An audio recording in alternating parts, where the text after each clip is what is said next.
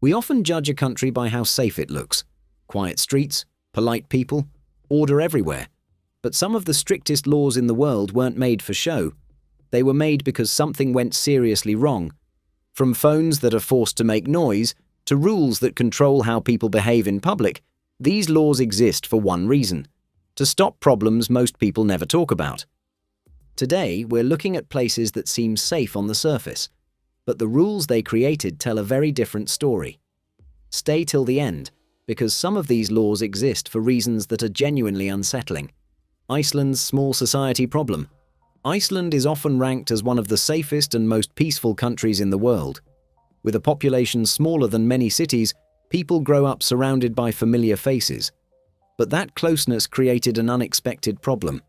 Because so many people are related or connected through a few degrees, cases of accidental inbreeding became a real concern. Dating someone new could mean unknowingly meeting a distant cousin. In a country where families overlap across generations, everyone knowing everyone stopped being comforting and started becoming risky. To deal with this, Iceland supported the creation of a national genealogy database and even a public dating app that allows people to check how closely related they are before starting a relationship. By tracing family trees going back centuries, citizens can avoid crossing genetic lines without knowing it. What sounds humorous on the surface points to a serious issue. In a small society, closeness can blur boundaries. Iceland's solution shows that even in the safest places, intimacy and familiarity can create risks that require careful modern fixes. Reincarnation requires government permission. China is officially an atheist state, where religion is tightly controlled. But one of its most unusual rules goes far beyond places of worship. In China, reincarnation itself requires government approval. This rule was introduced in 2007 when the Chinese government announced that Buddhist monks, especially Tibetan lamas, cannot claim to be reincarnated without official permission. On the surface, it sounds almost absurd. How can a government regulate something spiritual, invisible, and deeply personal? The reason lies in control.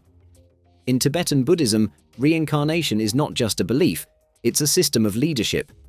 Reincarnated lamas often hold enormous influence over communities. The government feared that religious figures could become political symbols, so it stepped in to regulate the process itself. Under this rule, monasteries must apply for approval before recognizing a reincarnated lama. The state decides whether the reincarnation is valid. Without permission, the reincarnation is considered illegal. For many believers, this was deeply disturbing. A spiritual process passed down for centuries was suddenly placed under bureaucracy. Faith was no longer just a personal matter, it became paperwork. The law wasn't created because reincarnation suddenly appeared. It was created because belief itself was seen as powerful.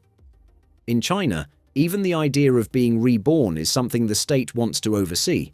When control reaches this level, it doesn't stop at land, speech, or movement. It reaches into the afterlife. Crazy, right? And we're just getting started. If you think these laws are wild, hit that notification bell now so you don't miss the even stranger rules coming up next. Florida's hairdryer law. Florida is known for beaches, sunshine, and a relaxed lifestyle. So it comes as a surprise that for many years, it was against the rules for a woman to fall asleep under a hairdryer at a salon. As strange as it sounds, this rule didn't come from superstition or control, it came from real danger. Back when hooded salon hairdryers were common, accidents began to pile up. These machines produced intense heat and were often poorly regulated. Some women, exhausted or sedated by heat, would fall asleep while drying their hair. In several cases, overheating caused burns, heat exhaustion, and even fires. Salons became quiet risk zones where a simple nap could turn into a medical emergency. As incidents increased, Florida authorities stepped in. Regulations were introduced that made it illegal for salon customers to sleep under active hairdryers. Stylists were required to monitor clients at all times, and salons could be fined or shut down if they allowed unsafe practices. The rule wasn't about punishment, it was about preventing injury in places people trusted. Over time, modern dryers became safer, and hooded dryers fell out of fashion. But the rule remains a reminder of how everyday routines can turn dangerous when ignored for too long. In a place known for freedom and ease, this odd law exists for one reason. Even comfort can become risky when safety is taken lightly. Cutting down a cactus can get you 25 years in jail. In parts of the United States, cutting down a cactus isn't just illegal, it can destroy your life. In states like Arizona, certain native cacti are so protected that removing one without permission can lead to massive fines and even prison sentences of up to 25 years in extreme cases. This law exists because cacti, especially giant species like the saguaro, are not just plants. They are slow-growing living landmarks. A saguaro cactus can take over 70 years just to grow its first arm and more than a century to fully mature. When one is cut down, it's not easily replaced. It's gone for generations. As cities expanded and land development increased, cacti were being destroyed at alarming rates. Some were stolen and sold illegally, others were cleared casually during construction. The damage was permanent, and ecosystems began to suffer. Birds, insects, and desert animals rely on these cacti for shelter, food, and survival. So the government stepped in. Strict environmental protection laws were introduced. Cutting, damaging, or moving a protected cactus without official permits became a serious crime. In severe cases involving large-scale destruction or repeated offenses, penalties can include enormous fines and long prison sentences. In the desert, life is fragile. What looks like a tough, lifeless plant is actually a pillar holding an entire ecosystem together. That's why, in some places, harming a cactus is treated as seriously as harming wildlife, and why one careless cut can change a life forever. You thought Japan was safe? Japan is often seen as one of the safest countries in the world. Streets are quiet, trains are orderly, and people seem polite everywhere. But behind this calm surface, a serious problem was growing, one that made women feel unsafe in everyday life. In the early 2000s, more and more cases started appearing of men secretly taking upskirt photos of women and girls. At first, people thought these were rare incidents, but soon it became clear that it was happening all over the country. Men used hidden cameras in bags, shoes, and even their phones. Crowded trains, schools, shopping areas, no place felt completely safe. The problem got so big that the government had to step in.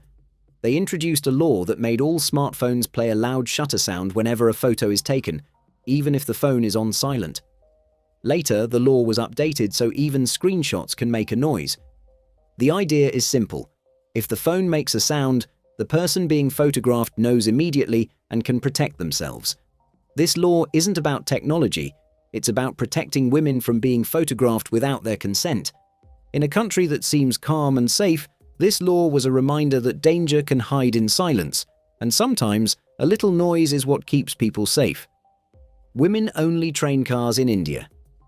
At first glance, women-only train cars sound like a thoughtful comfort feature, but they weren't introduced for convenience or luxury. They were created because harassment during rush hours became impossible to control. In packed trains, women were repeatedly groped, touched, or followed. The crowds made it easy for offenders to disappear and difficult for victims to speak up. Complaints kept rising, and normal safety measures simply weren't working. So authorities stepped in. Women-only compartments were introduced as a last resort solution, to give women at least one space where they could travel without fear. In countries known for order and daily routines, these cars are a quiet reminder that safety isn't always guaranteed, even in public, even in daylight, even when everyone seems to be watching. Crazy, right? And we're just getting started. If you think these laws are wild, hit that notification bell now so you don't miss the even stranger rules coming up next. Sweden's consent law. Sweden is often seen as a progressive and safe country, especially when it comes to personal freedom and equality. But in 2018, the country introduced one of its most important and controversial laws after facing a hard truth: too many victims were being failed by silence. For years, many sexual assault cases fell apart because of an old assumption that if someone didn't clearly say no, it could be treated as consent. Victims who froze, stayed quiet, or were too afraid to resist physically often found their experiences dismissed. Silence was misunderstood, and attackers walked free. Public anger grew as more stories surfaced. People began to realize that fear doesn't always look like resistance. Sometimes it looks like staying still. Sometimes it sounds like nothing at all. So Sweden changed the law. Under the new consent law, sex is only legal if there is clear voluntary agreement. Silence, passivity, or lack of resistance is legally treated as no consent. This shifted responsibility away from victims and placed it where it belonged, on the person initiating the act. The law also introduced a new category of crime, making it possible to prosecute cases even when violence or threats were not used. Education campaigns followed, teaching that consent must be clear, ongoing, and mutual. This law wasn't about restricting intimacy, it was about recognizing reality.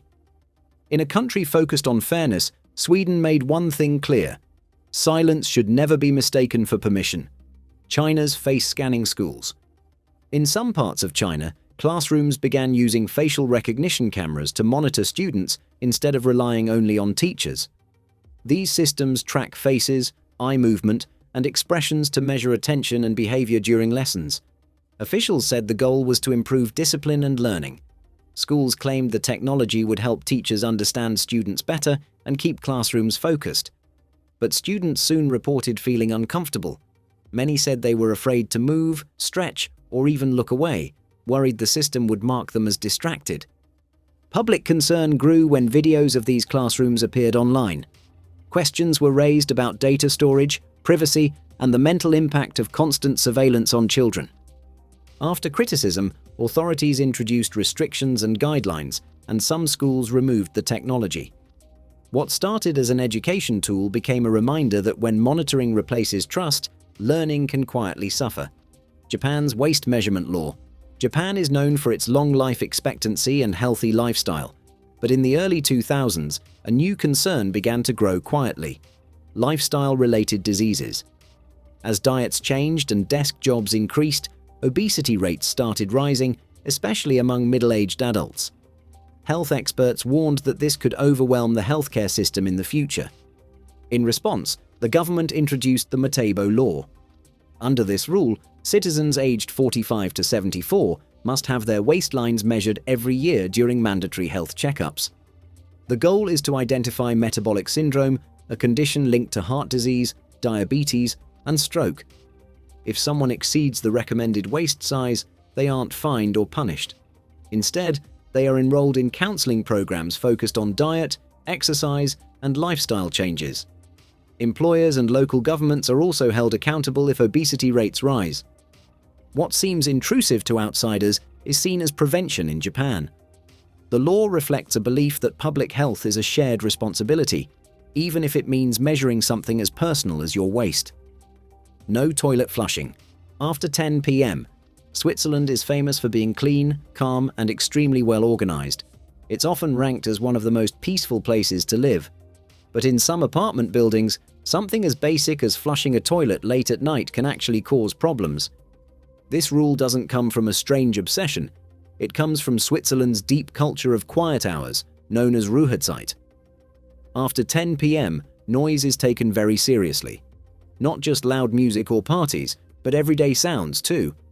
In older apartment buildings, plumbing systems can be loud, echoing through walls and floors. A single flush can wake neighbors. Over time, complaints piled up. People argued, landlords intervened, and disputes even reached local authorities. In response, many apartment buildings introduced strict house rules discouraging or even banning toilet flushing, showers, or running washing machines late at night unless absolutely necessary. Is it a national law? No. But in Switzerland, house rules carry real weight. Ignoring them can lead to warnings, fines, or even eviction in extreme cases. Social pressure is often enough. Neighbors don't hesitate to report disturbances. What makes this unsettling is how normal life becomes regulated. A basic human need turns into something you hesitate to do. People learn to plan showers, laundry, and even bathroom habits around the clock. That's all for today. If these strange laws surprised you, make sure to like, subscribe, and click the notification bell.